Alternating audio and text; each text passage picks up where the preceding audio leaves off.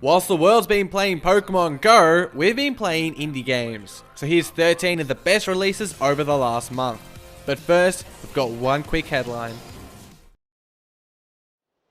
There's been a lot of news about Life is Strange lately. First off, developer Don't Nod have made the first episode free to play. Just as interesting is the game is going to be made into a live action TV series by Legendary Entertainment.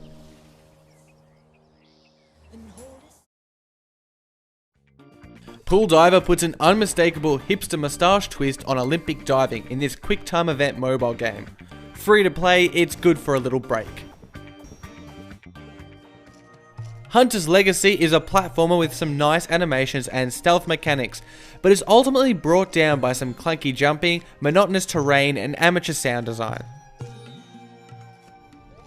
Adventureland is a cute and super well animated platformer, in which you pop off your hat to solve all sorts of puzzles. Swordy is a crazy local party brawler in which you swing a giant sword around in a circle. We've played it at PAX the last 2 years and can't recommend it enough. Releasing on Steam in July, RimWorld has absolutely blown up in popularity. A strategic base builder in the mold of Dwarf Fortress, it's not hard to see why.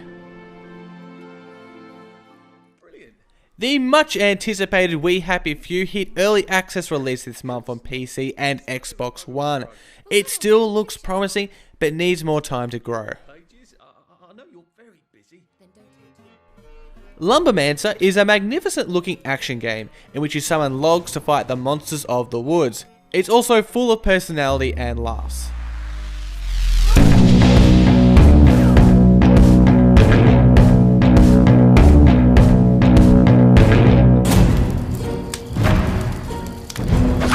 Hey mate, are you here to learn about our badass conquests?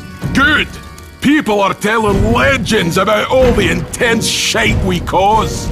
Let's start with this one. At first glance, we didn't expect much from Crush Your Enemies, but it took just 15 minutes for us to be pleasantly surprised. The game is cross-platform, available on both PC and mobile. It definitely looks like a mobile game, but the experience holds up on PC too. That's because of its casual and irreverent nature. We're not the biggest fans of the real-time strategy genre, but the simplicity of Crush Your Enemies makes it welcoming to strangers of the genre. The aim of the game is quite simply to crush your enemies, and even as more complexities are introduced, the goal never wavers. From the get-go, you know how to play. Equally as effectual is the game's humour. Possessing a playful kind of self-mocking like that in Broforce, there's many chuckles to be had. The writing is particularly strong, creating fun characters and memorable one-liners with few words. Crush Your Enemies is an RTS that's easy to love for its pick-up-and-play nature and its lightheartedness. You probably think of your personal computer as a tool for work, and maybe a bit of fun. But a new generation of cyber criminals is dialing into phone systems all around the world. Quadrilateral Cowboy is a delightfully bizarre mix of retro cyberpunk, thrilling espionage, computer hacking and puzzles that's kind of an unofficial sequel to Jazzpunk. Brendan Chun, also known as Blendo Games, has already made a name for himself with previous games like 30 Flights of Loving and Atom Zombie Smasher. Quadrilateral Cowboy has the art style of the former, but more importantly, the boldness and innovation of all of Chun's prior titles. The core of the game are these crazy Tom Cruise level heists, in which you break in, set up your computer, and hack the security system from the inside. The hacking is nothing to be afraid of. It's more about logically solving puzzles than understanding long strings of characters. It's also really fun. That is in part due to all the cool gadgets it allows you to operate, like a small remote-controlled robot and a smart turret. The world itself is a wacky blend of 20th century eras, in which vinyls mix with cassettes and blackboards cross over with monitors. Currently, the only major issue to be aware of is that there's been widespread complaints of the game crashing.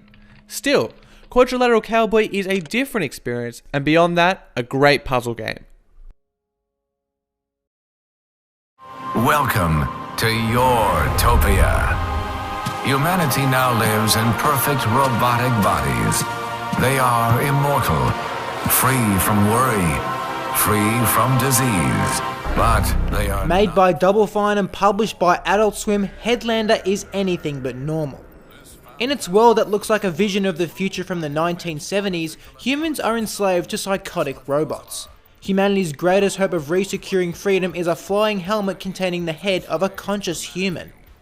The good news is that in this retro dystopia, a flying helmet head has a competitive advantage. With robots abound, the helmet can detach from one robot, jettison around, and latch onto another. It's a pretty neat gameplay mechanic too, as it opens up access to all sorts of new abilities. The platforming is an interesting combo of Metroidvania backtracking and more intense moments of fire. Overall, it works pretty well. Headlander offers a fun and sometimes disturbing space to explore, as well as some solid side-scrolling action.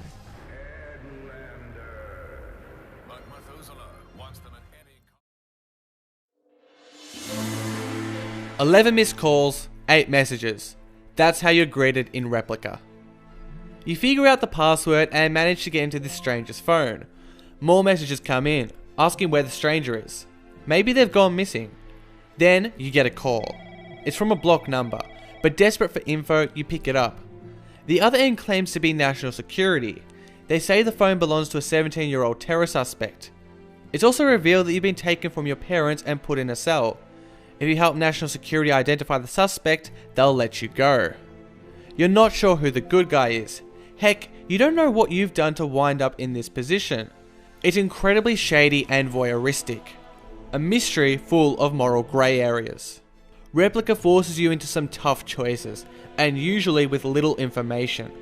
It makes for a compelling and challenging story, with different endings dependent on your decisions. The narrative certainly drives the game, with the gameplay working to further engage you within it. Navigating the phone to solve puzzles and extract clues ensures that the story is always live, and that it's you pushing it forward. It may be simple design, but it does what the best video games do. It puts you in the story. Replica is a great game, on par with the likes of Papers, Please and Her Story. I'm sure this won't be the last time we discuss it this year.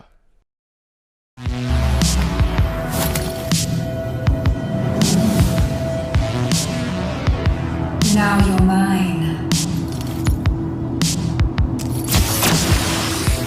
Our number one game for July is Fury, a series of boss battles with neon ninjas that gives you as good an adrenaline rush as genre peer Devil May Cry. The action is so quick. Once a battle starts, there are no pauses. It's literally bullet hell, as families of projectiles bounce around the battlefield. When you get close to your foe, the intensity doesn't let up one bit, transitioning to a dangerously tight sword fight. In terms of difficulty, it's pretty brutal. Before you can succeed, you need to fail and die a lot. Outmatching your opponent requires absolute concentration, memorization of numerous patterns, making your moves at the right times, and absolutely on-point reflexes. It's such an intense game, and it'll make your adrenaline levels spill over. The amazing electro soundtrack and the flashing symphony of neon lights complement the experience so well and manage to add even more energy. Fury is one of the toughest and intense games you can find, and if you're up for the challenge, one of the most enjoyable too. Thanks for watching, we'll see you next time here on Indieformed.